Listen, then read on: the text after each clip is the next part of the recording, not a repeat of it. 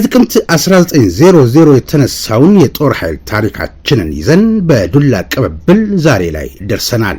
ይህ ሞርስ ኮሚኒኬሽን ነው። የኢትዮጵያን ሉዓላዊ ግዛት እየጠበቀና እያስከበረ ዛሬ ላይ ያደረሰውን ትናንት ደሙን ያፈሰሰ አጥንቱን የከሰከሰውን እያመሰገንን ታሪኩን እየተረክን የፈጸመውን ጀብድ እየዘከርን ለዛሬው የጦር ኃይል ብርታት እንዲሆነው እያደረግን ለነገው ተተኪ ጀግንነትን እንዲወርስ ተግተን እንሰራለን። ጀግናን ማመስገን ጀግናን መፍጠር ነው። ጤና ይስጥልኝ ተመልካቾቻችን፣ ይህ በሞርስ ኮሚኒኬሽን ተዘጋጅቶ ሰኞ፣ ረቡዕ፣ ዓርብ ወደ እናንተ የሚደርሰው የሞርስ ዜና ሲሆን የዕለተ ሰኞ የሞርስ ዜና እነሆ ጀመረ። ሞርስ ለሰራዊቱ የጀርባ አጥንት ነች፣ ለአለቃ ጆሮ ነች። ይህ ሞርስ ነው የሚያዘጋጀው ወንድም ኢዮብ ደመቀ ነው። ዳዳ ዳዳዳ ድዳድ ዳድድዳ። አርእስተ ዜና። ሾልኮ በወጣው 69 ገጽ ያለው ሚስጥራዊ ሰነድ የተነሳ የህወሓት ቡድን መያዣ መጨበጫ ጠፍቶታል ሲሉ የሞርስ ምንጮች አስታወቁ። በመቀሌ ችሎት በተሰየሙ ዳኞች ላይ እናንተንም እንደመሰሳችኋለን ቀናችሁን ጠብቁ በሚል ስድብና ናዳ ዛቻ ወረደባቸው። በትግራይ ክልል የሚገኙ ትምህርት ቤቶች አሁንም ከተተኳሽ መሳሪያዎች አለመጽዳታቸው ተገለጸ። አዲስ አበባ ውስጥ አህያ መንዳት ያስቀጣል ተባለ። በሰይፉ የዩቲዩብ ቻናል ሲተላለፍ የነበረው የመቄዶንያ ገቢ ማሰባሰቢያ ከ1 ቢሊዮን ብር በላይ በማሰባሰብ ተጠናቀቀ። ከውጭ የአሜሪካው ምክትል ፕሬዝዳንትና የካናዳው ጠቅላይ ሚኒስትር በሮም የንግድ ውይይት አደረጉ።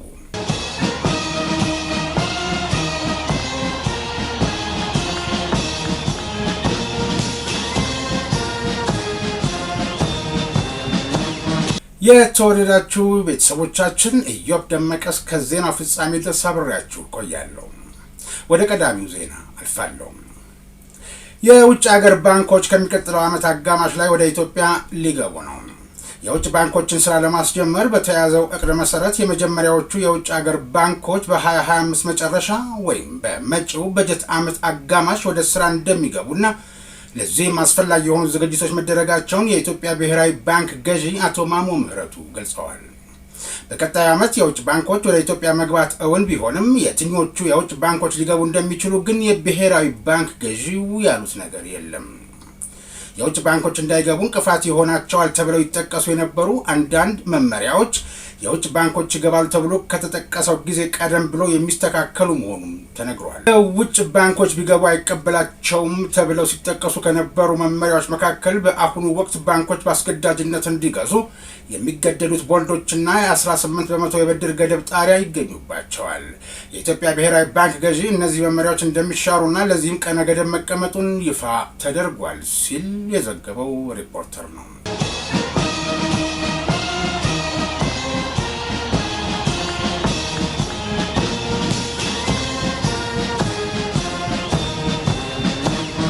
የህዳሴ ግድብን በተመለከተ የሰነድ ማስረጃ ያለው ማንኛውም ግለሰብ ወደ ፕሮጀክቱ ማስተባበሪያ ጽሕፈት ቤት እንዲያቀርብ ተጠየቀ።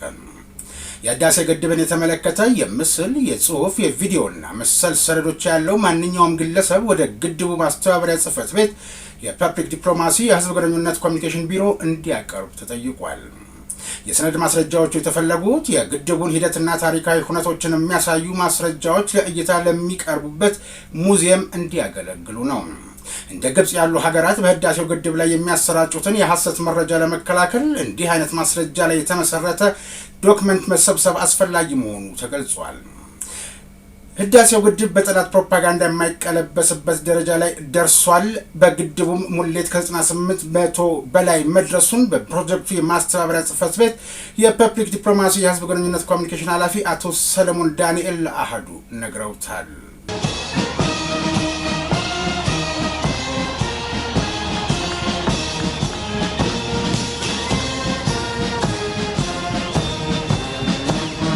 በትግራይ ክልል የሚገኙ ትምህርት ቤቶች አሁንም ከተተኳሽ መሳሪያዎች አለመጽዳታቸው ተገለጸ።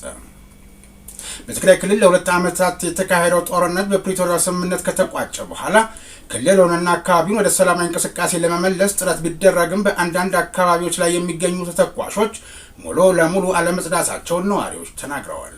የትግራይ ክልል ትምህርት ቢሮ ኃላፊ ዶክተር ኪሮስ ጎኦሽ ትምህርት ቤቶችን ወደ ስራ ከማስገባታችን በፊት ተተኳሾቹን ከቅጥር ግቢዎች ውስጥ የማጽዳት ስራ ቢሰራም ሙሉ በሙሉ ጸድተዋል ማለት እንደማይቻል ገልጸዋል።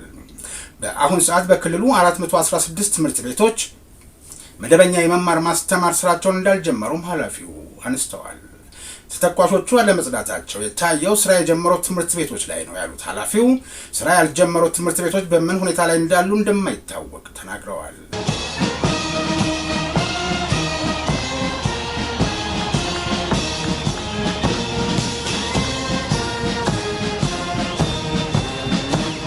በማናለብኝነትና በደረቅ ወንጀል እየተረበሸች ሰላማታ የምትገኝበት ቀን እየበዛ ነው የሚባልላት መቀሌ ከተማ የወንጀል አድራጎት ፈጻሚዎችን በፍትህ ለመዳኘት የተቸገረች መሆኗን የሞርስ ምንጮች አመላከቱ።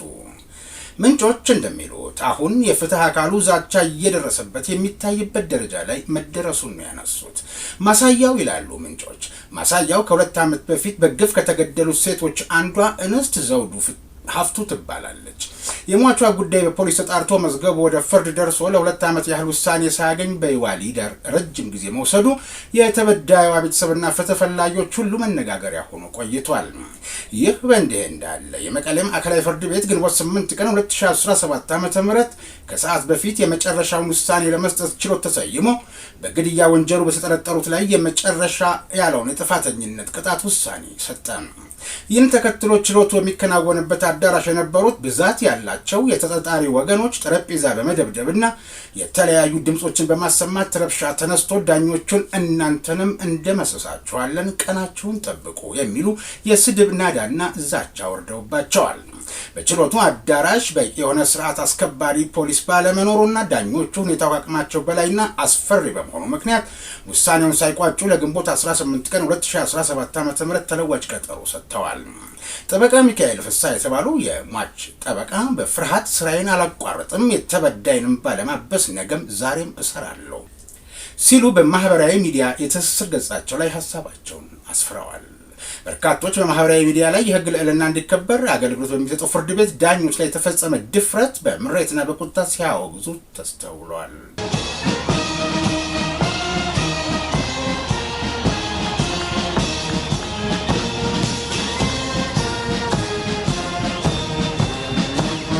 ከየካቲት 1 ቀን 2017 ዓ.ም ጀምሮ በሰይፉ ኢቢኤስ እና በሰይፉ ሾው ዩቲዩብ ቻናል ላይ እየተደረገ በቆየው የቀጥታ ስርጭት የገቢ ማሰባሰቢያ መርሃ ግብር ላይ የመጀመሪያው ዙር የገቢ ማሰባሰብ የቀጥታ ስርጭት ግቡን በማሳካት ከ1 ቢሊዮን ብር በላይ በማሰባሰብ በይፋ ተጠናቋል።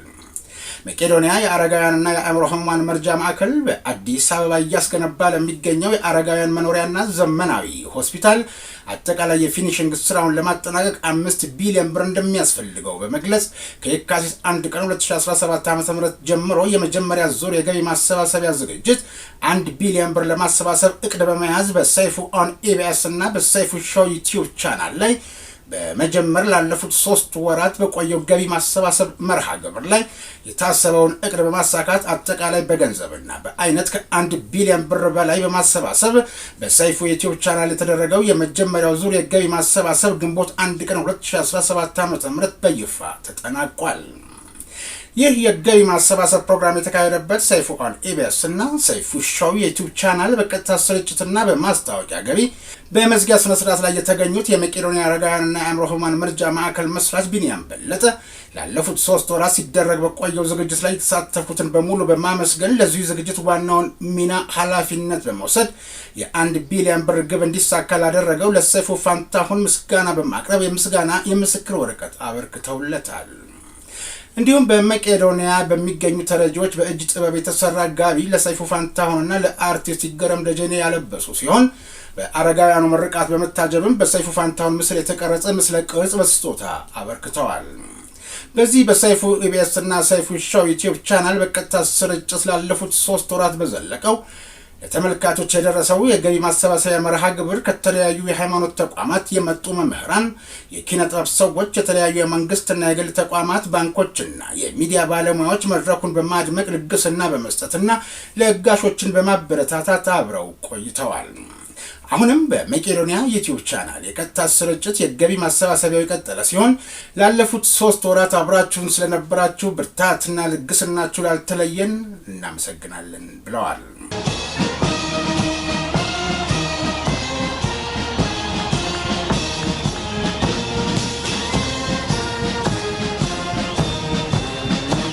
ሾልኮ በወጣው 69 ገጽ ያለውና በሚስጥር ተይዞ የነበረው ሚስጥራዊ ሰነድ ለምን ወጣ በሚል የህወሓት ቡድን መያዣ መጨበጫ ጠፍቶታል ሲሉ የሞርስ ምንጮች አመላከቱ።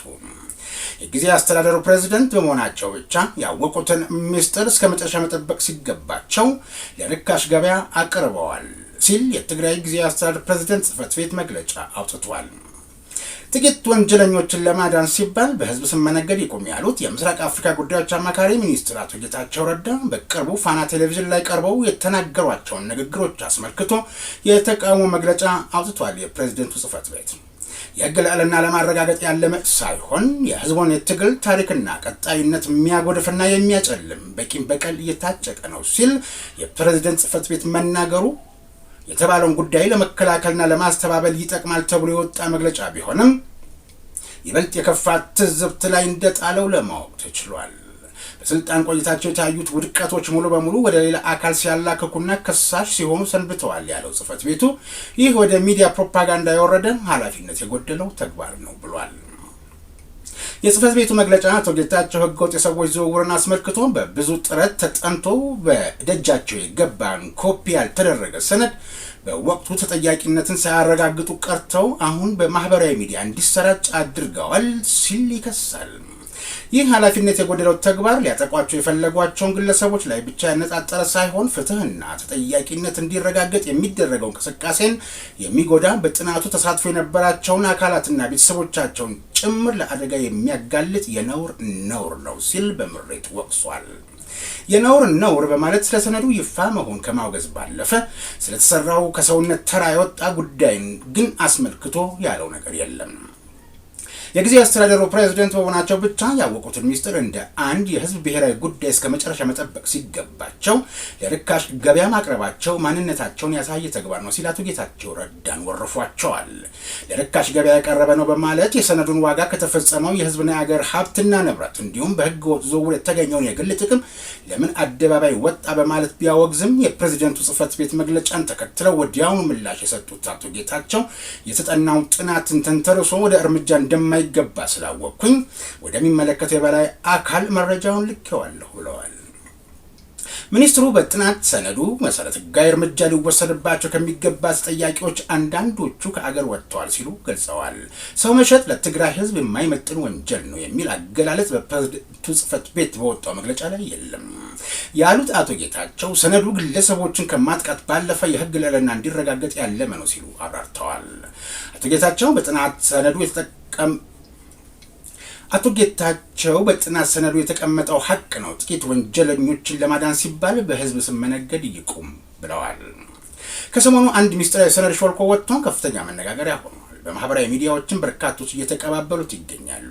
ሚስጥራዊ ሰነዱ የህገወጥ የሰዎች ዝውውር በብዛት ኤርትራውያን በህገወጥ መንገድን ማዘዋወርን የሚመለከትና ሌሎችን ጉዳዮች ላይ የተጠና ሰነድ ሲሆን በ4 ክፍሎች የተከፋፈሉ 69 ገጾች እንዳሉት ለማወቅ ተችሏል። ስልጣን ያለ አግባብ በመጠቀም በወንጀል የተገኘን ገንዘብ ህጋዊ አስመስሎ በመያዝና በማዘዋወር መኒ ላውንድሪንግ፣ ሰው ማፈንና መሰወር፣ በህገወጥ መንገድ ሰዎችን ከሀገር ወደ አገር ማዘዋወር፣ የመንግስት ስራን ምቹ ባልሆነ መንገድ መምራት፣ ኃላፊነት ባልተገባ መንገድ በመጠቀም ሙስና መፈጸማቸውን ያረጋግጣል ሰነዱ። በሰነዱ ከተጠቀሱ የወንጀል ተግባራት በሰራዊት አመራር ያሉ የነበሩ የጀነራል ማዕረግ ካላቸው ከፍተኛ ወታደራዊ መኮንኖች እስከ ቀበሌ አመራር ያሉ አስተዳዳሪዎች፣ ነጋዴዎችና ሌሎችም የሚገኙባቸው 231 ተጠርጣሪዎች በስምና አድራሻቸው ተጠቅሰዋል። ሰነዱ በህገወጥ መንገድ የተዘዋወሩ ኤርትራውያን ስም፣ የተዘዋወሩበት ቦታና ቀን፣ ያረፉባቸው ሆቴሎች እንዲሁም ለህገወጥ ዝውውሩ ገንዘብ ገቢ ያደረጉባቸው የባንክ ሂሳብ ቁጥሮች ሰፍረዋል። የጥናት ሰነዱ የሰው ማስረጃ፣ የድምጽ ቅጂ እንዲሁም በድብቅ የተቀረጸ ምስል ያካተተ እንደሆነ በሰነዱ ተዘርዝሯል። በሰነዱ ላይ ስምና አድራሻቸው የተመለከቱ ተጠርጣሪዎች ስማቸው መነሳቱ በራሱ በትግራይ ህዝብ ስም ከሚነግሩት ተርታ የሚያሰልፋቸው መሆኑን የሚናገሩ ወገኖች አሉ።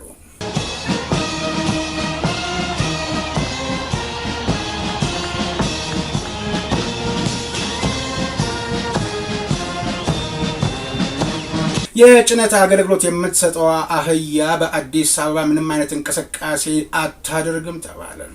አዲስ አበባ ከተማ በተለይ በዋና ዋና መንገዶች ላይ የኮሪደር ልማቱን ከመጠበቅ አንጻር በርካታ ስራዎች እየተሰሩ እንደሚገኝ የገለጸው የአዲስ አበባ ደንብ ማስከበር ባለስልጣን ወደፊት ምንም አይነት የእንስሳት እንቅስቃሴ እንዳይኖር ለማድረግ አጠናክሮ እንደሚሰራ አስታውቋል። በዚህም መሰረት በአሁኑ ወቅት በከተማ አገልግሎት ላይ ከሚውሉ እንስሳት አንዷ የሆነችውን አህያን በተመለከተ በኮሪደር መንገዶች ላይ መንዳት የተከለከለ መሆኑን የባለስልጣኑ ዋና ስራ አስኪያጅ ሻለቃ ዘሪሁን ተፈራ ገልጸዋል። ዘመን እየተሻሻለ ነው። ድሮ በአህያ ነበር ጭነቶቻችንን የምንጭነው፣ አሁን ግን ደግሞ በተሽከርካሪ ነው ሲሉ የገለጹት ዋና ስራ አስኪያጁ አሁን ላይ ተሽከርካሪም ደግሞ በኤሌክትሪክ የሚሰሩ መምጣታቸውን ጠቁመዋል።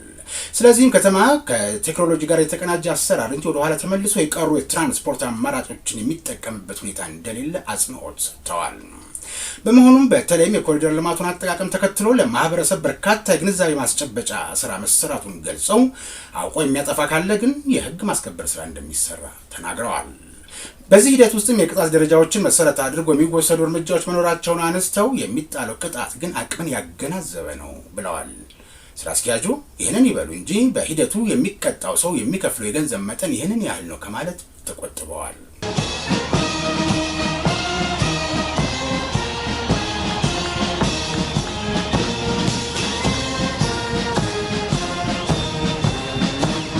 የተወደዳችሁ ቤተሰቦቻችን በሞርስ ኮሚኒኬሽን ተዘጋጅቶ ሰኞ፣ ረቡዕ፣ ዓርብ ወደ እናንተ የሚደርሰው የሞርስ ዜና እንደቀጠለ ነው። እናንተ ላይክ፣ ሰብስክራይብ፣ ሼር በማድረግ ሌሎች አዳዲስ ቤተሰቦችን እንድናፈራ ታደርጉን ዘንድ እገዛችሁን እንሻለን። ሞርስ ለሰራዊቱ የጀርባ አጥንት ነች፣ ለአለቃ ጆሮ ነች። ይህ ሞርስ ነው የሚያዘጋጀው ወንድም ኢዮብ ደመቀ ነው። ዳዳ ዳዳዳ ድዳድ ዳድድዳ። ወደ ውጭ ዜና አልፋለሁ። የአሜሪካው ምክትል ፕሬዝዳንትና የካናዳው ጠቅላይ ሚኒስትር በሮም የንግድ ውይይት አደረጉ። ስብሰባው ፍትሐዊ የንግድ ፖሊሲዎችን ጨምሮ በጋራ ፍላጎቶችና ግቦች ላይ ያተኩራል ያለው ዋይት ሃውስ የአሜሪካ ምክትል ፕሬዝዳንት ጄዲ ቫንስ እና የካናዳው ጠቅላይ ሚኒስትር ማርክ ካርኒ በታሪፍ ውዝግብ ውስጥ ቢሆኑም በንግድ ላይ ያተኮሩ ውይይቶችን ለማድረግ ትናንት በሮም ተገናኝተዋል ብሏል። በአሜሪካው አምባሳደር መኖሪያ ቤት የተካሄደው መደበኛ ያልሆነ ስብሰባ ፍትሐዊ የንግድ ፖሊሲዎችና የሁለቱ ሀገራት ዘላቂነትን ግንኙነት ጨምሮ የጋራ ፍላጎቶችና ግቦች ላይ ያተኮረ መሆኑን አመልክቷል። ውይይቱ የተካሄደው ካርኒ ከአሜሪካው ፕሬዝዳንት ዶናልድ ትራምፕ ጋር በታሪፍ ዙሪያ ከፍተኛ ውይይት ካደረጉ ከጥቂት ሳምንታት በኋላ የርዕሰ ሊቃነ ጳጳሳት ሊዮ 14ኛ ህዝባዊ በዓለ ሲመትን ምክንያት በማድረግ ነው። የአሜሪካና ካናዳ ግንኙነት በከፍተኛ የንግድ መሰናክሎች በትራምፕ ሁለተኛ የስልጣን ዘመን በእጅጉ አሽቆልቁሏል። በዚህ ዓመት መጀመሪያ ላይ ዋሽንግተን በአብዛኛዎቹ የካናዳ ምርቶች ላይ 25% ታሪፍ እንዲሁም በካናዳ ዘይትና ኢነርጂ ኤክስፖርት ላይ ደግሞ 10% ታሪፍ ጥላለች። ትራምፕ ለንግድ አለመግባባቶችና ለደህንነት ጉዳዮች መፍትሄ እንደሆነ በመግለጽ ካናዳ 51ኛዋ የአሜሪካ ግዛት እንድትሆን ደጋግመው ሀሳብ ቢያቀርቡም ይህ ሀሳብ ካናዳ ባለስልጣናትን ለሉዓላዊነታችን ስጋት ነው ብለው ውድቅ እንዲያደርጉት አድርጓቸዋል።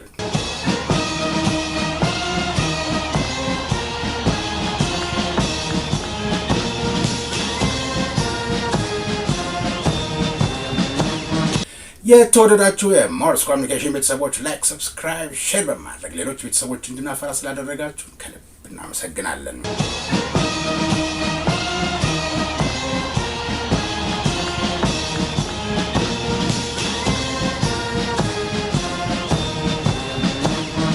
አርእስተ ዜናውን በድጋሚ እናሰማችሁ። ሾልኮ በወጣው 69 ገጽ ያለው ሚስጥራዊ ሰነድ የተነሳ የህወሓት ቡድን መያዣ መጨበጫ ጠፍቶታል ሲሉ የሞርስ ምንጮች መጠቆማቸው፣ አዲስ አበባ ላይ አህያ መንዳት ሊያስቀጣ መሆኑ፣ በመቀሌ ችሎት በተሰየሙ ዳኞች ላይ እናንተንም እንደመሰሳቸዋለን ቀናችሁን ጠብቁ የሚል ስድብና ዛቻ ናዳ እየወረደባቸው መሆኑ፣ በትግራይ ክልል የሚገኙ ትምህርት ቤቶች አሁንም ከተተኳሽ መሳሪያዎች አለመጽዳታቸው መገለጹ፣ በሰይፉ የዩቲዩብ ቻናል ሲተላለፍ የነበረው የመቄዶንያ ገቢ ማሰባሰቢያ ከ1 ቢሊዮን ብር በላይ በማሰባሰብ መጠናቀቁ ከአገር ውስጥ ከውጭ ደግሞ የአሜሪካው ምክትል ፕሬዝዳንትና የካናዳው ጠቅላይ ሚኒስትር በሮም የንግድ ውይይት ማድረጋቸውን የተመለከተ መረጃ ወደ እናንተ አደረስን። ከዜናው ጋር ኢዮብ ደመቀ አብሬያችሁ ነበርኩ። በሞርስ ኮሚኒኬሽን ተዘጋጅቶ ሰኞ፣ ረቡዕ፣ አርብ ወደ እናንተ የሚደርሰው የዕለተ ሰኞ የሞርስ ዜና ይስካሁኑ ነበር። በቀጣይ ረቡዕ በሞርስ ዜና እንገናኛለን። እስከዛው ድረስ ጤና ይስጥልኝ።